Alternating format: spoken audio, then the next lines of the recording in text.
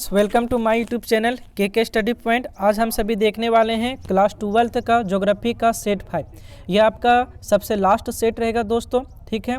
इस तरह सेट 1, 2, 3, 4 सारा यूट्यूब चैनल में आपको मेरे यूट्यूब चैनल में है दोस्तों, के स्टडी पॉइंट में जो नहीं देखें जा करके देख लीजिए। चलिए क्वेश्चन नंबर 1 देखते हैं। क्वेश्चन नंबर 1 है आपके पास, मानव भूगोल, मानव समाज और धरातल के बीच संबंधों का संश्लेषित अध्ययन है। यह परिभाषा किस विद्वान द्वारा दिया गया है? तो यह जो परिभाषा है दोस्तों, ये रेडजल के द्वारा दिया गया था। जितने भी जैसे एनएल सैंपल के द्वारा क्या दिया गया था, विडाल डी ला ब्लास के द्वारा क्या बोला गया था, इन सभी के बारे में हम चर्चा पूरा डिटेल में क्लास 3 के सेट में किए हैं दोस्तों, ठीक है। जो आपका ज्योग्राफी का सेट 3 है उसमें किए हैं, तो जा करके उसका पूरा अच्छा से देख लीजिए दोस्तों। स्क्रीन पर इमेज भी बिठा करके किए हैं। तो क्वेश्चन नंबर 1 का सही आंसर क्या हो जाएगा, आपका रेडजेल हो जाएगा। इसके बाद है क्वेश्चन नंबर 2, नवनिश्चयवाद की संकल्पना किनके द्वारा प्रस्तुत की गई? तो ये जो संकल्पना था ये आपका प्रस्तुत किए गए थे ग्रिफिथ टेलर के द्वारा। इसके बाद है क्वेश्चन नंबर 3, जनसंख्या की दृष्टि से विश्व का दूसरा सबसे बड़ा देश कौन सा है? तो याद रखिएगा भारत है। इस और फर्स्ट नंबर पर किसका आता है? तो चीन का आता है। तो क्वेश्चन नंबर 3 का सही आंसर हो जाएगा आपका भारत।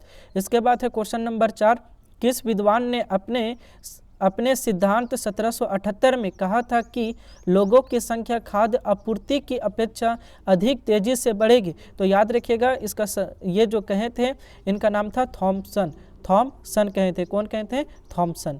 इसके बाद है क्वेश्चन नंबर आपका 5। क्वेश्चन नंबर 5 बोल रहा है, निम्नलिखित में से कौन एक विरल जनसंख्या वाला क्षेत्र नहीं है? तो विरल जनसंख्या वाला क्षेत्र कौन नहीं है दोस्तों? तो इसका सही आंसर हो जाएगा दक्षिण पूर्वी एशिया। इसके बाद है क्वेश्चन नंबर 6, निम्नलिखित में से कौन एक प्रतिकर्ष कारक नहीं है?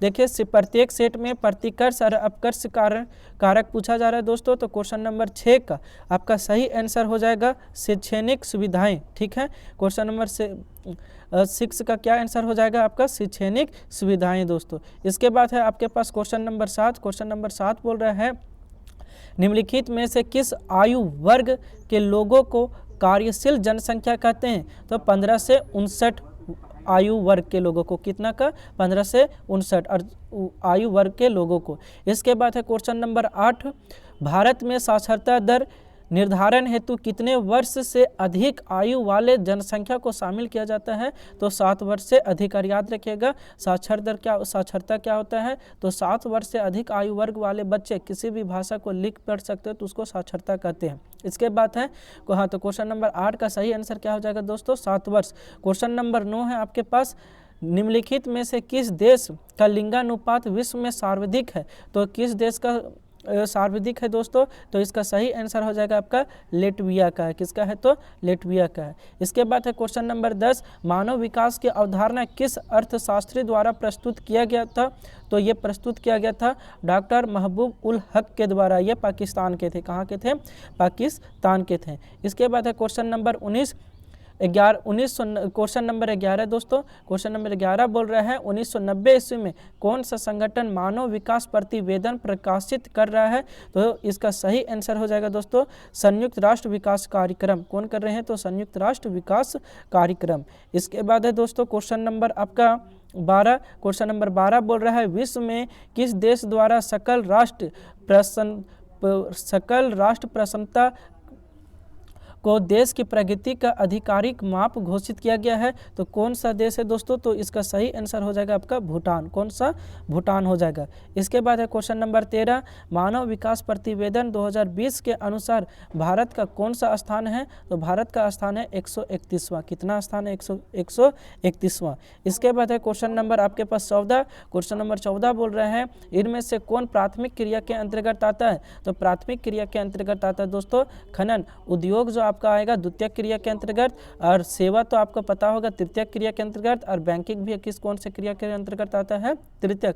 तो 14 का सही आंसर क्या हो जाएगा? खनन। इसके बाद है क्वेश्चन नंबर 15, आदिकालीन निर्वाह कृषि को इंडोनेशिया में किस नाम से जाना जाता है? तो लदांग के नाम से जाना जाता है। तो क्वेश्चन नंबर 15 का सही आंसर क्या हो जाएगा? गा नंबर। क्वेश्चन नंबर 16 है, कौन सी कृषि प्रणाली भारत में यूरोपीय लोगों द्वारा शुरू किया गया था? तो याद यूरोपीय लोगों के द्वारा अगर बोलेगा तो इसका सही आंसर हो जाएगा दोस्तों रोपण कृषि। यूरोपीय लोगों के द्वारा कौन सा कृषि की शुरुआत किया गया था? रोपण कृषि। और रोपण कृषि में चाय, कहवा, कोक ये सब का उत्पादन किया जाता है। इसके बाद है क्वेश्चन नंबर 17, अंगूर की कृषि किस क्षेत्र की विशेषता है? तो भूमध्य सागरीय क्षेत्र का। कौन सा क्षेत्र का? भूमध्य सागरीय क्षेत्र का। क्वेश्चन नंबर 17 का आंसर क्या हो जाएगा आपका? भूमध्य सागरीय क्षेत्र का। इसके बाद है क्वेश्चन नंबर 18, कौन सा देश पुष्प उत्पादन में विशिष्टकरण रखता है? तो याद रखिएगा इसका सही आंसर हो जाएगा नीदरलैंड। क्या? कौन सा? नीदरलैंड। इसके बाद है क्वेश्चन नंबर 19, सामूहिक कृषि को सोवियत संघ में किस नाम से जाना जाता है? तो कोल खोज के नाम से जाना जाता है। कौन सा? कोल खोज के नाम से। इसके बाद है क्वेश्चन नंबर 20, फूलों की कृषि को क्या कहते हैं? तो फूलों की कृषि को कहते हैं दोस्तों फ्लोरोकल्चर कहते हैं। क्या कहते हैं? फ्लोरोकल्चर कहते हैं। उसके बाद है क्वेश्चन नंबर 21, क्वेश्चन नंबर 21 से आपके पास निम्नलिखित में से कौन रोपण फसल नहीं है? तो रोपण फसल कौन नहीं हो जाएगा? गेहूं हो जाएगा आपका। इसके बाद कॉफ़ी, गन्ना, रबड़ ये सब क्या हो जाता है आपका? रोपण फसल है।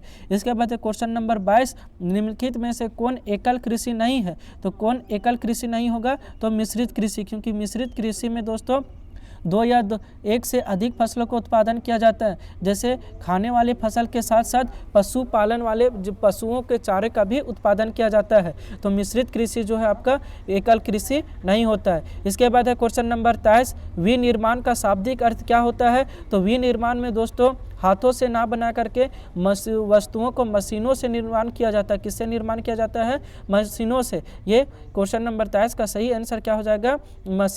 मशीन से बनाना। इसके बाद है क्वेश्चन नंबर 24, किस प्रकार के उद्योग सामान्यतः प्रदूषण नहीं फैलाते हैं?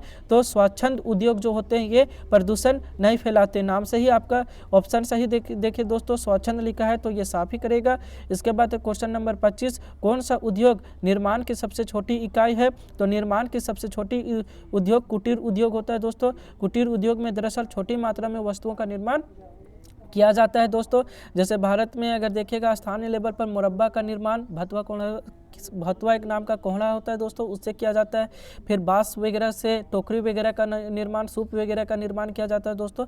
तो कुटीर उद्योग में छोटे मात्रा में किया जाता है। इसके बाद क्वेश्चन नंबर 26 है, जर्मनी का रूर क्षेत्र किस लिए प्रसिद्ध है? तो जर्मनी का जो रूर क्षेत्र है आपका बॉक्साइट के लिए प्रसिद्ध है। किस लिए प्रसिद्ध है? बॉक्साइट के लिए। इसके बाद है क्वेश्चन नंबर 27, निम्नलिखित में से किस अर्थव्यवस्था में उत्पादन का स्वामित्व व्यक्तिगत होता है? तो व्यक्तिगत किस में होगा दोस्तों? पूंजीवादी अर्थव्यवस्था में। इसके बाद है क्वेश्चन नंबर 28, निम्नलिखित में से कौन सा एक जोड़ा सुमेलित नहीं है? तो लो इस्पात उद्योग जो पिट्सबर्ग लिखा है यही आपका सुमेलित नहीं है दोस्तों। इसके बाद है क्वेश्चन नंबर 29, क्वेश्चन नंबर 29 बोल रहा है, निम्नलिखित में से कौन सा उद्योग अन्य उद्योगों के लिए कच्चे माल का उत्पादन करता है? तो आधारभूत उद्योग। आधारभूत उद्योग जो होता है अन्य उद्योगों के लिए कच्चा माल तैयार करता है दोस्तों। इसके बाद है क्वेश्चन नंबर 30, किस उद्योग को आधारभूत उद्योग भी कहा जाता है? तो लो इस्पात उद्योग को आधारभूत उद्योग कहा जाता है, क्योंकि इसी पर सारा उद्योग पूरी तरह से निर्भर रहता है दोस्तों, ये याद रखिएगा। इसके बाद है क्वेश्चन नंबर 31, किस क्षेत्र को जंग का कटोरा के नाम से पुकारा जाता है? किस नाम से? जंग की कटोरा के नाम से बोल रहा है। तो जंग की कटोरा के नाम से दोस्तों पुकारा जाता है आपका पिट्सबर्ग क्षेत्र को। ठीक है, कौन सा? पिट्सबर्ग क्षेत्र को। इसके बाद है क्वेश्चन नंबर आपका 32, पंपास क्षेत्र का संबंध निम्नलिखित में से किस फसल से है? तो पंपास क्षेत्र का जो संबंधित है आपका गेहूं से है। किससे? गेहूं से। इसके बाद है क्वेश्चन नंबर 33, नगरीय क्षेत्र कहलाने के लिए कम से कम कितने प्रतिशत पुरुष श्रमिक कृषि कार्यों में संलग्न होने चाहिए? तो 75%। कितने प्रतिशत? 75%। इसके बाद है क्वेश्चन नंबर 34, निम्नलिखित में से कौन सांस्कृतिक नगर का उदाहरण है? ठीक है, तो कौन हो जाएगा दोस्तों? जेरूसलम हो जाएगा। ठीक है, इसके बाद है क्वेश्चन नंबर 35,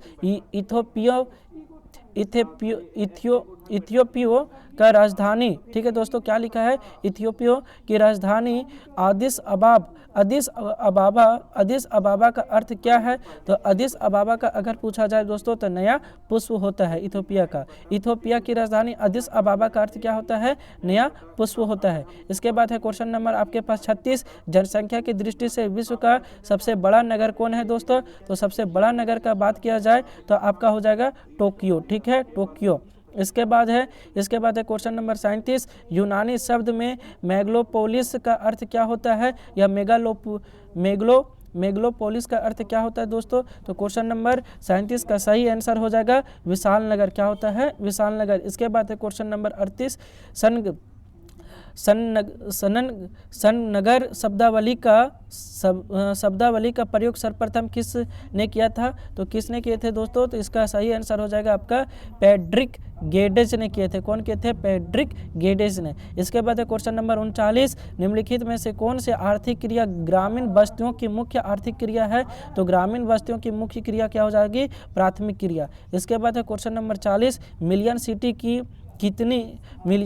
के लिए कितनी जनसंख्या होनी चाहिए, तो कितनी जनसंख्या होनी चाहिए दोस्तों, 10 लाख होनी चाहिए, 10 लाख से अधिक होनी चाहिए मिलियन सिटी के लिए। तो इस तरह से दोस्तों आपका सेट 5 का ज्योग्राफी का सेट 5 का 1 से 40 का पूरा सोल्यूशन हो गया दोस्तों। आप पूरी देखिए और अधिक से अधिक मेहनत करके अधिक नंबर लाने की कोशिश कीजिए दोस्तों। क्लास 12th में अच्छा नंबर रहेगा तो आपका अच्छा कॉलेज में एडमिशन होगा, भटकना नहीं पड़ेगा दोस्तों।